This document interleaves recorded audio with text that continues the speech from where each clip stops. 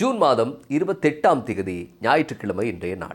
எல்லா ரகசியங்களையும் வெளியே கொட்டக்கூடிய ஒரு மனிதருக்கு சரியாக குறித்த ஒரு நேரத்தில் இதயத்தில் சிக்கல் வந்திருக்கிறது. இது விதியா இல்லை திட்டமிட்ட சதியா என்ற கேள்விதான் எழுகிறது. முன்னாள் அரச புலனாய்வு பிரிவின் பிரதானி சுரேஷ் சலே சம்பந்தப்பட்ட மேலும் பல ரகசியங்கள் வெளியாகி கொண்டிருக்கக்கூடிய நிலையில் சலேவுக்கு திடீரென்று இதய பிரச்சனை ஒன்று ஏற்பட்டிருப்பதாக சொல்லப்படுகிறது. திடீர் திருப்பங்களை சந்தித்த ஈஸ்டர் விசாரணைகளுக்கு என்ன நடக்கப் போகிறது, அடுத்தடுத்த கட்டங்களில் எவ்வாறு இந்த விசாரணை நகரும் என்பது குறித்தெல்லாம் இந்த வீடியோ பதிவில் விரிவாக பேசுவோம். இந்த யூடியூப் சேனலுக்கு புதிய ஒருவர் என்றால் மறக்காமல் சப்ஸ்கிரைப் செய்யுங்கள். 2016ஆம் ஆண்டு சுரேஷ் சலே இராணுவ புலனாய்வு பிரிவு பிரதானி என்ற பொறுப்பிலிருந்து நீக்கப்பட்டு மலேசியாவில் இருக்கக்கூடிய இலங்கை தூதரகத்துக்கு அனுப்பி வைக்கப்பட்டார். புலனாய்வு பிரதானியை ஏன் ஒரு தூதரகத்துக்குள் மறைத்து வைத்தார்கள்? அது தண்டனையா, இல்லை என்றால் திரைமறைவில் ஒரு திட்டத்தை தயாரிக்க கொடுத்த ஒரு இடைவெளியா? இராணுவ புலனாய்வு பிரிவிலிருந்து நீக்கப்பட்ட சலே உத்தியோகபூர்வமான விவரங்களின்படி பார்த்தால் கோட்டாபய ஜனாதிபதியாகும் வரை இலங்கையில் பாதுகாப்புடன் சம்பந்தப்பட்ட எந்த பொறுப்புக்கும் சலே நியமிக்கப்பட்டிருக்கவில்லை.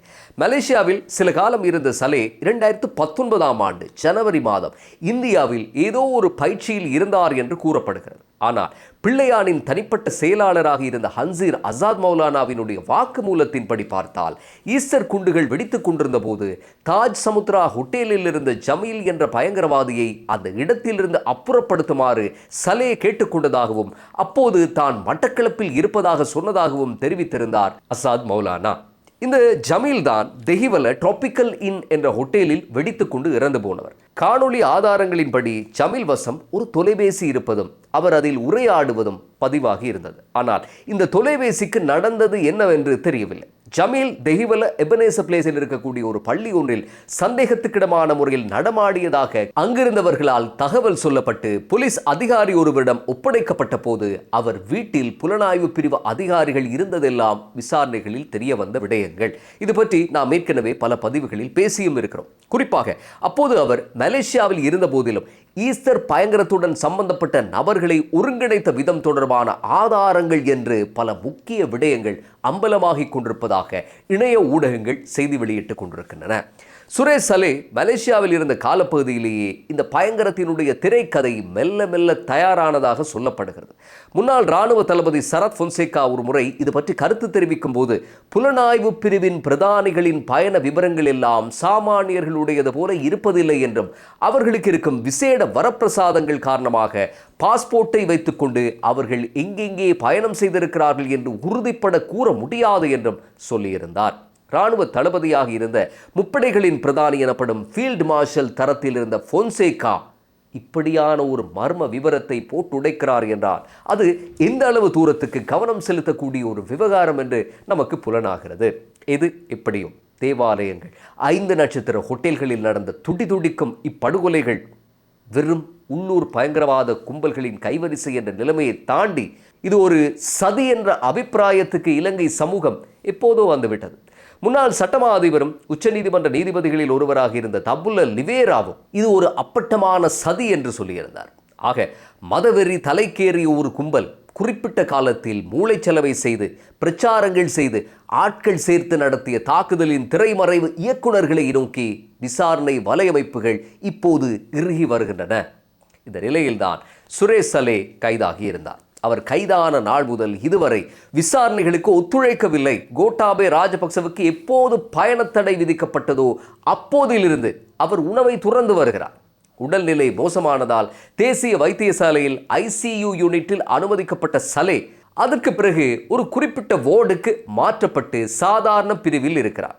இதுவரை அவர் சாப்பாடு எதையும் உட்கொள்ளவில்லை. அவருக்கு தேவையான விட்டமின்களும் இதர புரோட்டீன்களும் ஊசி மூலம் வழங்கப்படுகின்றன. எல்லாமே பெரும் செலவு பிடித்த விடயங்கள். இலங்கை சரித்திரத்தில் உதித்த சூப்பர் லக்ஸரி பயங்கரவாத தடுப்பு சட்ட கைதியாக இவர் இருக்கிறார் என்று பல பதிவுகளில் தொடர்ச்சியாக சொல்லி வருகிறோம். ஊடகங்களுக்கு ஒரு மாஸ்கை போட்டுக்கொண்டு பாய்ந்து விழுந்தபடி பேட்டி அளிக்கக்கூடிய சுரேஷ் சலேவின் மனைவி மனோரி சலே நேற்றைய தினமும் ஊடகங்களின் முன்னே தோன்றியிருந்தார். தன்னுடைய கணவர் சுரேஷ் சலேவை இதய நோய் பிரிவுக்கு மாற்றியிருப்பதாகவும் தன்னுடைய கணவரின் மரணத்தை விசாரணையாளர்கள் எதிர்பார்ப்பதாகவும் அவர் உயிருக்கு ஆபத்து ஏற்பட்டால் CID பணிப்பாளர் ஷானி அபேசேகரம் பொதுமக்கள் பாதுகாப்பு செயலாளர் ரவி செனவிரத்னவும் பொறுப்பெடுக்க வேண்டும் என்றும் இது பற்றி எழுத்து மூலமாய் சுரேஷ் சலே ஜனாதிபதிக்கு அறிவித்திருப்பதாகவும் வழக்கமான பல்லவியை பாடியிருந்தார். உலக வரலாற்றில் இங்கேயும் கைதிக்கு விருப்பமான விசாரணைகள் என்று இந்த ஒரு விசாரணையும் நடப்பதில்லை. விசாரணையாளர்கள் அப்படி நியமிக்கப்படுவதும் இல்லை. வானொலியில் பாடல் கேட்பது போல இது ஒரு நேயர் விருப்ப நிகழ்ச்சி அல்லவே. கைதிகளுக்கு பொருத்தமான சட்டத்தின் கீழ் விசாரணைகள் நடைபெறுவதில்லை. முதலில் சுரேஷ் சலே தனக்கு ஷானி அபேசேகர வேண்டாம் என்றார், ரவி செனவிரத்ன வேண்டாம் என்றார். ஆனால் அதை யாரும் பொருட்படுத்தவில்லை. கோட்டாபே ராஜபக்ச மீது பயணத்தடை விதிக்கப்பட்டதும் ஓரங்க நாடகம் முழு பரிமாணம் பெற்றது. பயங்கரவாத தடை சட்டத்திலிருந்து அகற்றி சாமானிய சட்டத்தில் விசாரிக்குமாறு கோரினார். இதையே தான் வெளியே இருக்கக்கூடிய வங்குரோத்து எதிர்க்கட்சிகளும் கோரினார்கள். விமல் வீரவன்ச கோட்டை ரயில் நிலையத்துக்கு முன்னால் ஒரு கூடாரத்தை அமைத்து சலேவை விடுவிக்கும் வரை ஒரு போராட்டத்தை ஆரம்பித்தார். ஆனால் வீரவன்சவின் மனைவி, தம்பி, ஊடக செயலாளர் என்று வளைத்து விசாரணை கூண்டில் பிடித்து ஏற்றப்பட கூடாரம் காணாமல் போனது. வீரவன்சவும் இன்று இல்லை. அதாவது சலே, அவருடைய மனைவி மனோரி சலே, உதய கம்மன் பில, வீரவன்ச, பொதுஜன பெருமுன போன்றோருக்கு ஏற்றாற் போல விசாரணை செய்ய வேண்டுமாயின் போலீஸ் திணைக்களத்தையும் சிஐடியையும் மூடி வைக்க வேண்டும். நாமல் ராஜபக்சவை கேட்டாலும் அவர் விசாரணைகள் நடக்கத்தான் வேண்டும் என்பார். யாரை கேட்டாலும் யாருமே விசாரணைகள் நிறுத்தப்பட வேண்டும் என்று சொல்ல மாட்டார்கள். ஆனால் ஷானி கூடாது, ரவி செனவிரத்ன கூடாது, அந்த அதிகாரி தேவை, இந்த அதிகாரி தேவையில்லை, இந்த சட்டம் செல்லாது, இந்த இடம் பொருத்தம் இல்லை, இங்கே எலி இருக்கிறது, இந்த சாப்பாடு பிடிக்கவில்லை, இப்படி இந்த நிலைமையில் விசாரிக்க வேண்டும் என்று ஏகப்பட்ட நிபந்தனைகள் போடுவார்கள். இந்த நிபந்தனைகளை கேட்பதற்கு பதிலாக போலீஸ் திணைக்களத்தையே நிரந்தரமாக மூடிவிடலாம் போல இருக்கும். அந்த அளவுக்கு நகைச்சுவையாக இருக்கும் இவர்களுடைய கண்டிஷன்கள். இவர்கள் சொல்வது போல ஏதாவது ஒரு நிபந்தனைக்கு கட்டுப்பட்டால் நாளை இதே சலுகையை ஆயிரக்கணக்கான கைதிகளுக்கும் வழங்க வேண்டி வரும். நூற்றுக்கணக்கான கொடூர குற்றவாளிகளினுடைய நிபந்தனைகளை எல்லாம் ஏற்றுக்கொள்ள வேண்டிய நிலைமை ஏற்படும். அதாவது இலங்கை குற்றவாளிகளினதும் பயங்கரவாத சந்தேக நபர்களினதும் சொல் பேச்சு கேட்கும் அபூர்வ நாடாக உலக அரங்கில் மாறும்.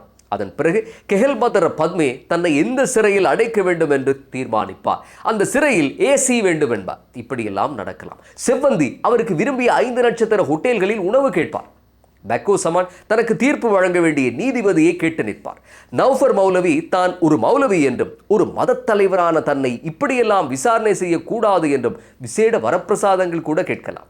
நகைச்சுவைக்கு சொல்லவில்லை, உண்மையிலேயே இப்படித்தான் நடக்கும். யாருக்கும் இங்கே விசேட சலுகைகள் வழங்க முடியாது. சுரேஷ் சலேவுக்கு விசாரணைகளை எதிர்கொள்ள முடியாத அளவுக்கு இன்று நிலைமை இருக்கிறது. இதனால் தான் லேப்டாப் மற்றும் தொலைபேசியின் பாஸ்வேர்டை வழங்காது, சாப்பிடாது அப்படியே அடம் பிடிக்கிறார். அவருக்கு எதிராக பல முக்கிய தலைகள் சாட்சியம் அளித்திருக்கிறார்கள்.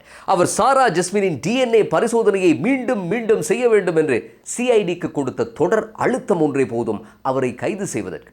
இப்படி ஒன்றல்ல இரண்டல்ல மிக பலமான ஆதாரங்களின்படிதான் சுரேஷ் சலே கைதாகி இருக்கிறார். சுரேஷ் சலேவினுடைய உயிரை விட இறந்து போன 250க்கும் மேற்பட்டோருக்கு நீதி கிடைக்க வேண்டியதுதான் இங்கே முக்கியமான ஒன்று. சுரேஷ் சலே தொடர்ச்சியாக விசாரணைக்கு ஒத்துழைக்காமல் இருந்தால் அவர் குற்றவாளி என்று பகிரங்கமாக அறிவிக்கப்படக்கூடும். இந்த அவப்பெயரை அவருடைய மரணம் கூட காப்பாற்றாது என்றே சொல்ல வேண்டியிருக்கிறது. மீண்டும் அடுத்த பதிவில் சந்திப்போம்.